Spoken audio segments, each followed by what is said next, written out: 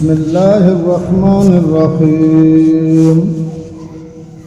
تبارك الذي بيده الملك وهو على كل شيء قدير الذي خلق الموت والحياة ليبلوكم أيكم أحسن عملا وهو العزيز الغفور الذي خلق 7 سماوات طباقا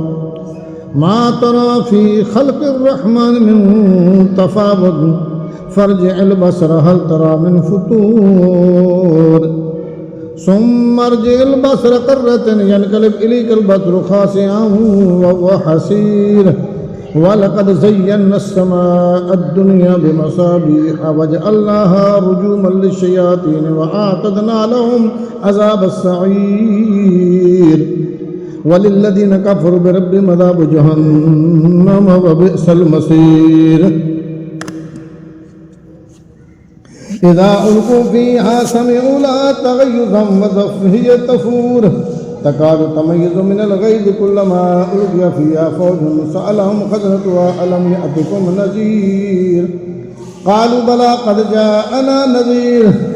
فكذبنا وقلنا ما نزل الله من شيء إن أنتم إلا في ضلال كبير وقالوا لو كنا نسمع نعقل ما كنا في أصحاب السعير فاعترفوا بذنبهم فسحقا لأصحاب السعير إن الذين يخشون ربهم بالغيب لهم مغفرة وأجر كبير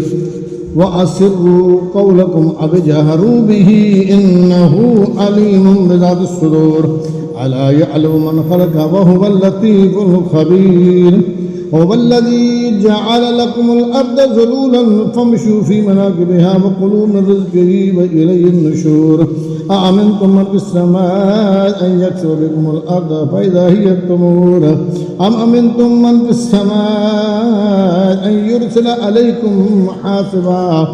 فستعلمون كيف نذير ولقد كذب الذين من قبلهم فكيف كان نكير أولم يروا إلى الطير فوقهم صافات ويقبضن ما يمسكهن إلا الرحمن إنه بكل شيء بصير أمن هذا الذي هو جند لكم ينصركم من دون الرحمن إن الكافرون إلا في غرور أمن هذا الذي يرزقكم من أمسك رزقه بل لجوا في كتب ونفور فمن يمشي مقبا على وجهه أحدا أمن يمشي سويا على صراط مستقيم قل هو الذي أنشأكم وجعل لكم السمع والأبصار والأفئدة قليلا ما تشكرون قل هو الذي زرعكم في الأرض وإليه تحشرون ويقولون متى هذا الوعد إن كنتم صادقين قل إنما العلم عند الله وإنما أنا نذير مبين فلما رأوه زلفة سيئت وجوه الذين كفروا وقيل هذا الذي كنتم به تدعون قل أرأيتم إن أهلكني الله ومن معي أو رحمنا فمن يجير الكافرين من عذاب أليم